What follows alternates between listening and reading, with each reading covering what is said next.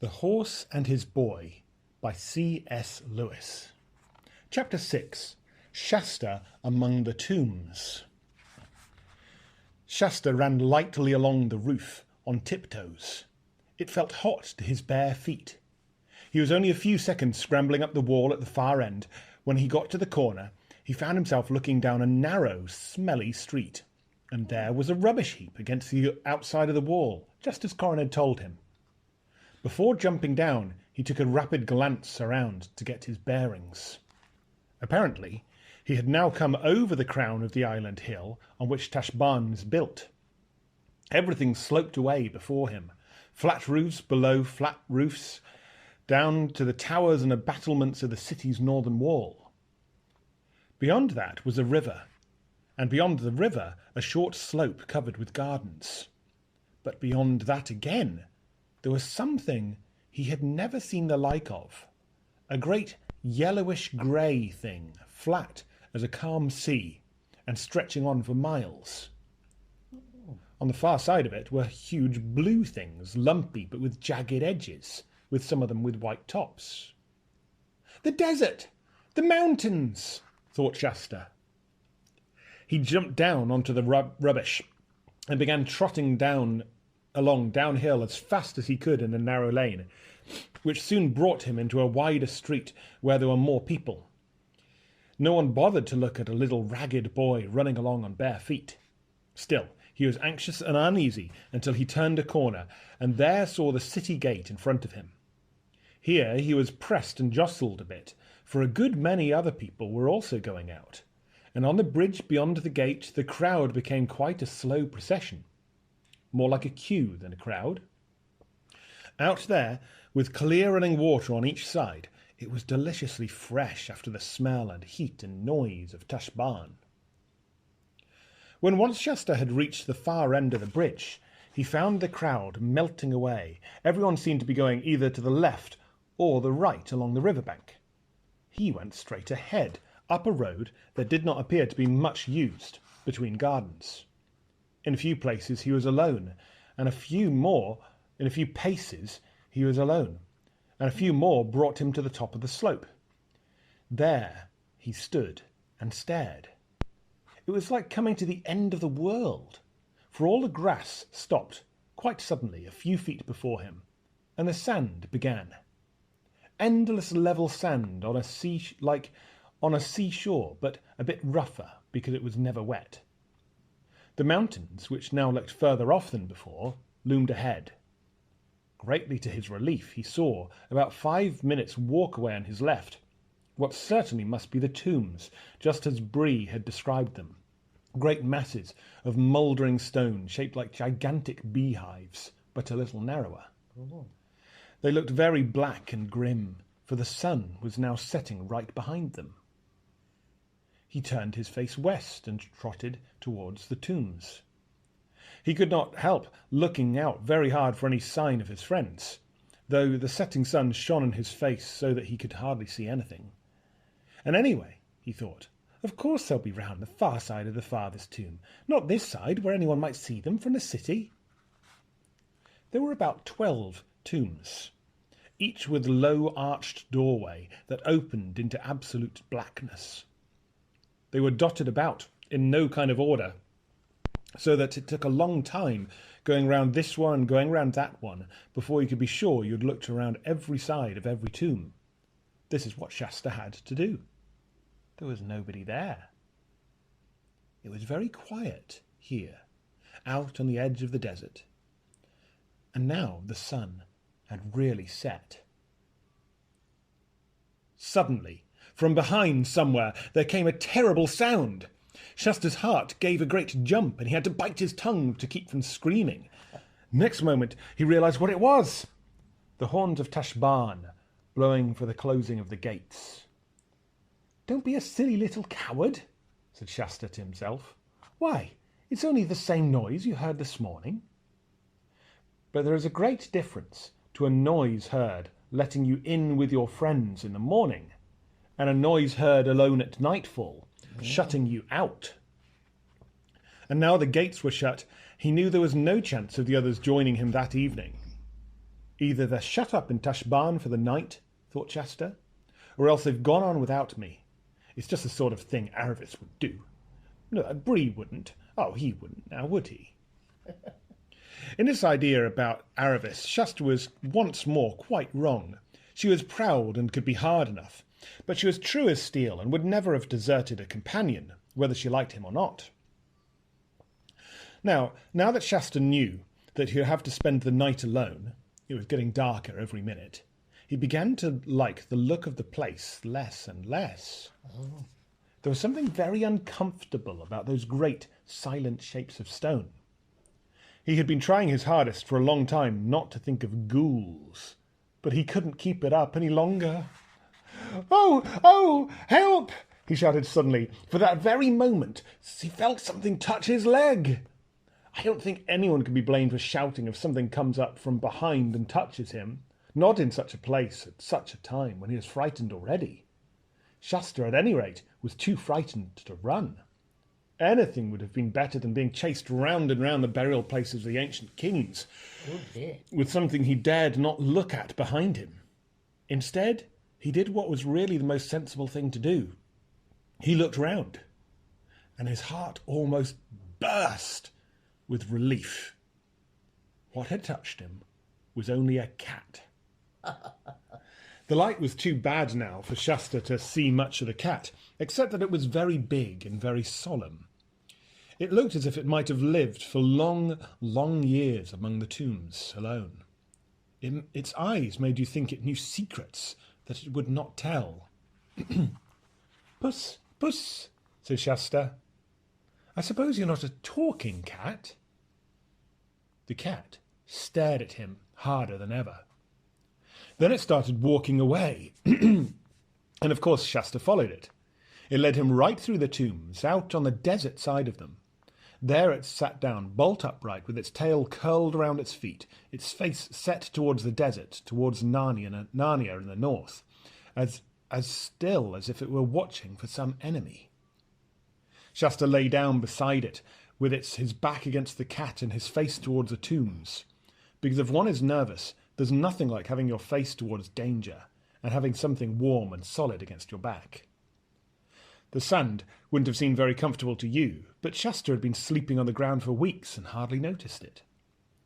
Very soon he fell asleep, even though even in his dreams he went on wondering what had happened to Bree and Aravis and Hwin. He was wakened suddenly by a noise he had never heard before. Perhaps it was only a nightmare, said Shasta to himself. At the same moment he noticed that the cat had gone from his back, and he wished it hadn't. But he lay quite still, without even opening his eyes, because he felt sure he had been more frightened if he sat up and looked around the tombs and the loneliness, just as you or I might lie still with the clothes over our heads. But then the noise came again, a harsh, piercing cry from behind him out of the desert. Then, of course, he had to open his eyes and sit up. The moon was shining brightly. The tombs, far bigger and nearer than he had thought they would be, looked grey in the moonlight. In fact, they looked horribly like huge people, draped in grey robes that covered their heads and faces. They were not at all nice things to have near you when spending a night alone in a strange place. But the noise had come from the opposite side, from the desert. Shasta had to turn his back on the tombs. He didn't like that much, and stare out across the level sand. The wild cry rang out again. I hope it's not more lions, thought Shasta. In fact, it was not very like a lion's roars he had heard on the night when they met Hwin and Aravis, and it was really the cry of a jackal. But of course Shasta did not know this. Even if he had known, he would not have wanted very much to meet a jackal. The cries rang out again and again. There's more than one of them, whatever they are, thought Shasta, and they're coming nearer. I suppose that if he had been an entirely sensible boy, he would have gone back through the tombs nearer to the river, where there are houses, and wild beasts would be less likely to come. But then there were, or he thought there were, the ghouls. To go back through the tombs would mean going past those dark openings in the tombs. And what might come out of them? It may have been silly, but Shasta felt he would rather risk the wild beasts. Then, as the cries came nearer and nearer, he began to change his mind.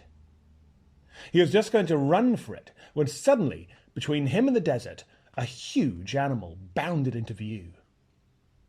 As the moon was behind it, it looked quite black, and Shasta did not know what it was, except that it had a very big, shaggy head, and it went on 4 legs. It did not seem to have noticed Shasta, for it suddenly stopped, turned its head towards the desert, and let out a roar, which re-echoed through the tombs and seemed to shake the sand under Shasta's feet. The cries of the other creatures suddenly stopped, and he thought he could hear feet scampering away. Then the great beast turned to examine Shasta. "It's a lion! I know it's a lion," thought Shasta, "and I'm done. I wonder, will it hurt much? I wish it was over.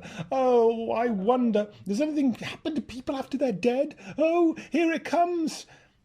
And he shut his eyes and his teeth tight. But instead of teeth and claws, he only felt something warm laying down at his feet. And when he opened his eyes, he said, "Why, it's not nearly as big as I thought. It's only half the size. No, it's not even a quarter of the size. I do declare it's only the cat. I must have dreamed all about it being as big as a horse."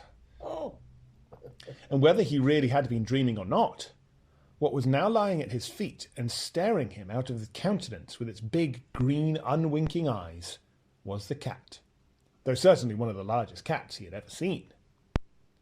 "Oh, Puss," gasped Shasta, "I am so glad to see you again. I've been having such horrible dreams." And he at once lay down again, back to back with the cat as they had been at the beginning of the night. The warmth from it spread all over him. "I'll never do anything nasty to a cat as long as I live," said Shasta, half to the cat and half to himself. "I did once, you know. I threw stones at a half-starved, mangy old stray. Hey, stop that!" For the cat had turned around and given him a scratch. "None of that," said Shasta. "It isn't as if you could understand what I'm saying." Then he dozed off. Next morning, when he woke, the cat was gone. The sun was already up, and the sand hot.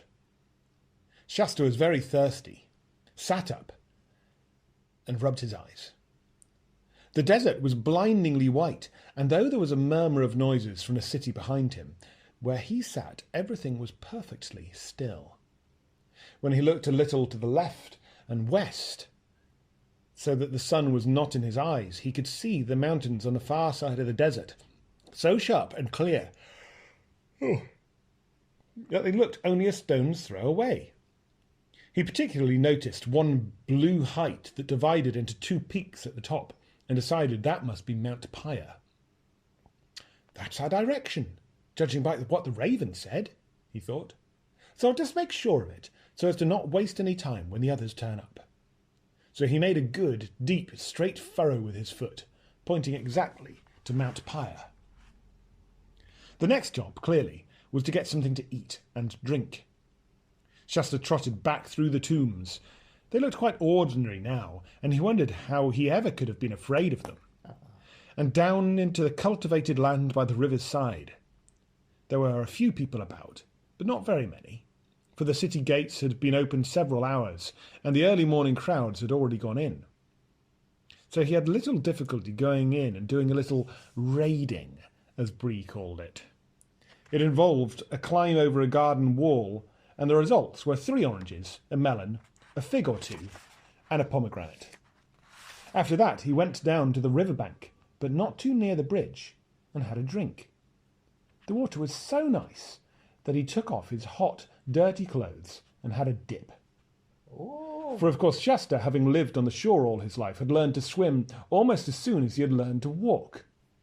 Then he came out again and lay on the grass, looking across the water at Tashbaan, all the splendour and strength and glory of it. but that made him remember the dangers of it too. He suddenly realised that the others might have reached the tombs while he was bathing, and gone on without me as likely as not. So he dressed in a fright and tore back at such a speed that he was all hot and thirsty when he arrived, so that the good of his bathe was gone. Like most days, when you're alone and waiting for something, this day seemed about 100 hours long. He had plenty to think of, of course, but sitting alone, just thinking, is pretty slow. He thought a good deal about the Narnians, and especially about Corin. He wondered what had happened when they discovered that the boy who had been lying on the sofa and hearing all their secret plans wasn't really Corin at all. It was very unpleasant to think of all those nice people imagining him a traitor. But as the sun slowly climbed up to the top of the sky, and then slowly began going downwards to the west, and no one came and nothing at all happened, he began to get more and more anxious. And of course he now realised that when they arranged to wait for one another at the tombs, no one said anything about how long. He couldn't wait here for the rest of his life, and soon it would be dark again, and he would just have another night just like last night. A dozen different plans went through his head, all wretched ones, and at last he fixed on the worst plan of all. He decided to wait until it was dark, and then go back to the river, steal as many melons as he could carry, and set out for Mount Pyre alone, trusting for his direction to the line he had drawn that morning in the sand. It was a crazy idea, and if he had read as many books as you have about journeys over deserts, he would never have dreamed of it. But Shastra had read no books at all. Before the sun set, something did happen. Shastra was sitting in the shadow of one of the tombs when he looked up and saw 2 horses coming towards him. Then his heart gave a great leap, for he recognised them as Bree and Hwin. But the next moment his heart went down to his toes again. There was no sign of Aravis.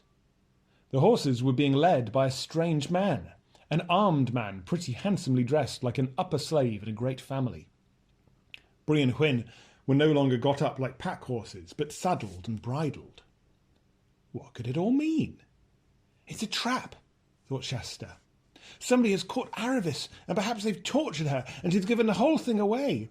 They want me to jump up and run up and speak to Bree, and then I'll be caught too.